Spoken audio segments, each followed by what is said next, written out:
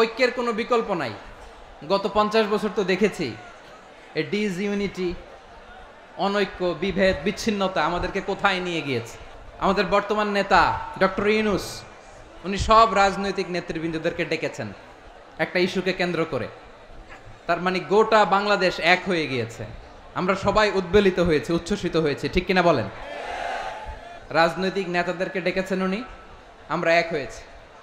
এরপরে ধর্মীয় অঙ্গনের যে লিডাররা, বিভিন্ন ধর্মের, শুধু মুসলিম না, সবাইকে ডেকেছেন, আমরা ঐক্যবদ্ধ হয়েছে। এটাকে বলে ন্যাশনাল ইউনিটি, জাতীয় ঐক্য। যে কোনো ধরনের কনস্পাইরেসি, ষড়যন্ত্র, আধিপত্যবাদ মোকাবেলায় জাতীয় ঐক্যের চেয়ে মোক্ষম হাতিয়ার আর নাই। আমাদের একটা প্রতিবেশী দেশ আছে, আমরা আমাদের দেশ নিয়ে যত ভাবি তারা তার চেয়ে বেশি ভাবে। কথা বুঝতেছেন না? আরো ভেঙে বলতে হবে। আমরা আমাদের দেশ নিয়ে যত উদ্বিগ্ন, এদের আরো টেনশন বেশি। বলেন, আমাদের দেশে শান্তি আছে না নাই?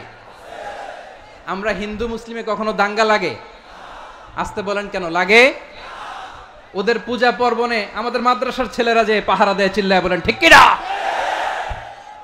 আমাদের তাফসির মাহফিলের সময় ওরা ডিস্টার্ব করেন, ঢোল বাজায় না। ওদের পূজা পর্বণের সময় আমাদের তাফসির মাহফিলের ডেট হলে আমরা চেঞ্জ করে দেই।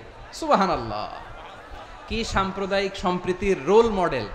আর ওই বাংলাদেশের ব্যাপারে তারা অনেক ডিসইনফরমেশন ছড়াচ্ছিল। ভারতের অনেকগুলো গণমাধ্যম, আমি জেনারেলাইজ করব না, আমাদের প্রতিবেশী দেশের সব গণমাধ্যমকে আমি দোষ দিতে চাই না, অনেকগুলো গণমাধ্যম তারা ডিসইনফরমেশন শেয়ার করেছে। ডিসইনফরমেশন আর মিস ইনফরমেশনের পার্থক্য আছে। মিস ইনফরমেশন না জেনে ভুল বুঝে একটা মিথ্যা বা ভুল তথ্য ছড়িয়ে দেয়া, এটার ক্ষমা আছে, এটার কি আছে? আর ডিসইনফরমেশন মানে ইচ্ছা করে, প্ল্যান করে, ম্যাপ করে, ছক এঁকে মিথ্যা, গুজব, রটনা সোশ্যাল মিডিয়ায় ছড়ানো, এটার ক্ষমা আছে? আওয়াজ করে বলেন, ক্ষমা আছে? ভারতের কিছু গণমাধ্যম তাই করেছে, আমরা ব্যথিত হয়েছি, আমাদের হৃদয়ে রক্তক্ষরণ হয়েছে।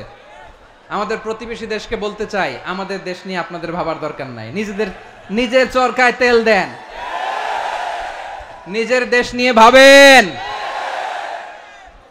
গত মাসের ভয়েস অফ আমেরিকার রিপোর্ট, বাংলাদেশে সংখ্যালঘু জনগোষ্ঠী আগের চেয়ে বেশি নিরাপত্তা পাচ্ছে। Report voice of America, Muslim report নাকি? মুসলিম জরিপ, ভয়েস অফ আমেরিকা। কথা বুঝে নাই বোধহয়। ভয়েস অফ আমেরিকা কি আমাদের রিপোর্ট না? ভয়েস অফ আমেরিকার জরিপ, বাংলাদেশের সংখ্যালঘু জনগোষ্ঠী আগের চেয়ে ভালো নিরাপত্তা পাচ্ছে। শুধু এখানেই শেষ না, মাইক্রোসফটের একটা জরিপ শোনাই আপনাদেরকে। তারা সারা পৃথিবীতে গুজব, ভুয়া আর মিথ্যা নিউজ ছড়ানোতে কোন দেশ সেরা একটা রিপোর্ট করেছে। এর মধ্যে 1 নম্বরে এসেছে ভারতের নাম। মাইক্রোসফট তো মুসলমানরা চালায় না? কথা বোঝে নাই বোধহয়। প্রতিবেশী দেশকে বলবো, আপনারা নিজের চরকায় তেল দেন, আপনারাও শান্তিতে থাকেন, আমাদেরকেও শান্তিতে থাকতে দেন। সব চেঞ্জ করা যায়, প্রতিবেশী চেঞ্জ করা যায় না। আমাদের ল্যান্ড তাদের ল্যান্ড, পাশাপাশি। আমরা চাই তারাও সুখে থাক, আমরাও সুখে থাকি, ঠিক কিনা? কিন্তু প্রতিবেশী হলে বন্ধুত্বপূর্ণ আচরণ করতে হয়। প্রতিবেশী যদি বন্ধু না হয়ে প্রভু হতে চায়, এরকম দানব প্রতিবেশী কেউ চায় না। ভারত যদি বন্ধুত্ব উপহার দেয়, আমরাও বন্ধুত্ব দিব, কি বলেন? তারা যদি বন্ধু সুলভ আচরণ করে, আমরাও বন্ধুত্ব উপহার দেব। কারণ আমাদের পররাষ্ট্র নীতি হচ্ছে সবার সাথে বন্ধুত্ব, কারোর সাথে বৈরিতা নয়। আলহামদুলিল্লাহ বলেন, কত চমৎকার পলিসি আমাদের। আমরা নির্বিবাদী, আমরা বাংলাদেশিরা শান্তিকামী, we are proud of that. এজন্য আমরা গর্ববোধ করি। আমাদের পররাষ্ট্র নীতি সবার সাথে বন্ধুত্ব, কারোর সাথে শত্রুতা নয়।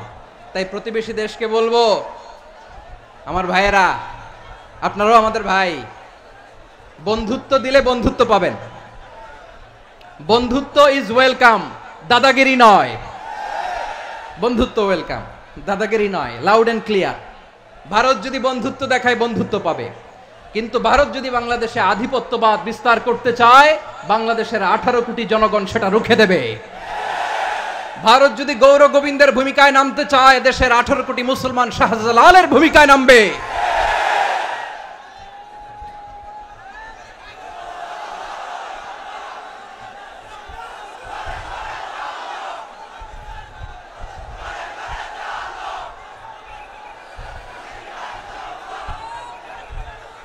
প্রিয় ভাইয়েরা, আমরা বন্ধুত্বে বিশ্বাসী, শত্রুতায় নই, ঠিক কিনা বলেন? আল্লাহ আমাদেরকে বোঝার তৌফিক দান করুক। তাহলে এই যে তারা বলেছে এদেশে সংখ্যালঘুরা কষ্টে আছে, দুঃখে আছে, এটা কি ঠিক? বলেন, এটা কি ঠিক? না, তারা ডিসইনফরমেশন শেয়ার করেছে, এটা ঠিক নয়। আমার প্রতিবেশী বন্ধু রাষ্ট্রকে বলবো, আপনারা এটা করবেন না, এটা করবেন না। আমরা শান্তিতে আছি, আপনারাও শান্তিতে থাকেন, আমাদেরকেও শান্তিতে থাকতে দেন।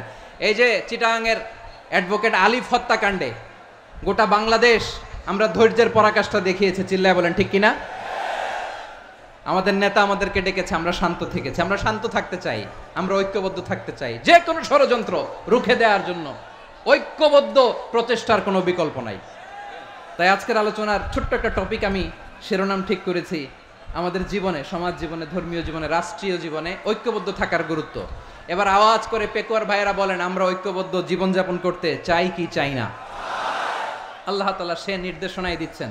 আল্লাহ তাআলা ইরশাদ করছেন, ওয়া'তাসিমু বিহাবলিল্লাহি জামিআন ওয়া লা তাফাররাকু ওয়াযকুরু নি'মাতাল্লাহি আলাইকুম إذ كنتم أعداء فألف بين قلوبكم فأصبحتم بنعمته إخوانا وكنتم على شفا حفرة من النار فأنقذكم منها كذلك يبين الله لكم آياته لعلكم تهتدون الله أكبر পড়েন।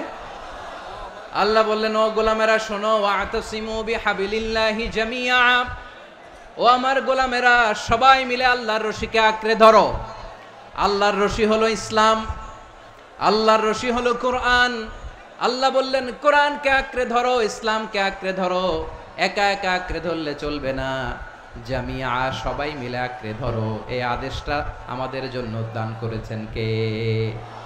আল্লাহ তাআলার নির্দেশ, ওয়া'তাসিমু বিহাবলিল্লাহি জামিআ, সবাই মিলে আল্লাহর রশিকে আঁকড়ে ধরো। হাবলুল্লাহ মানে আল্লাহর রশি। হাবলুল্লাহ মানে কি? রশি। এই হাবলুল্লাহ আল্লাহর রশি বা আল্লাহর রজ্জু দ্বারা উদ্দেশ্য হচ্ছে ইসলাম। আল্লাহর রশি দ্বারা উদ্দেশ্য কি? তাফসিরে অনেক ব্যাখ্যা এসেছে। এরকম পরিস্থিতিতে তাফসিরের সূক্ষ্ম সূক্ষ্ম বিষয়গুলো আমরা শোনাতে চাই, কিন্তু পরিবেশ হয়ে ওঠে না। আল্লাহর রজ্জু বা আল্লাহর রশি দ্বারা উদ্দেশ্য হচ্ছে ইসলাম। আল্লাহর রজ্জু বা আল্লাহর রশি দ্বারা উদ্দেশ্য হচ্ছে কোরআন, কারণ কোরআন আমাদেরকে ঐক্যবদ্ধ করে, ইসলাম আমাদেরকে ঐক্যবদ্ধ করে। চিল্লায় বলেন ঠিক কিনা? তাহলে আমাদেরকে ঐক্যবদ্ধ জীবনযাপন করতে হবে প্রিয় ভাইরা।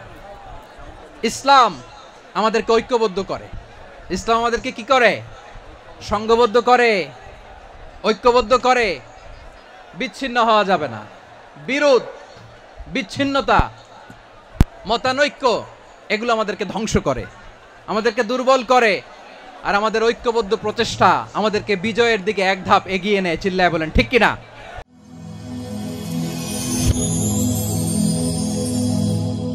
Rose TV 24. Enjoy by listening to the Holy Quran.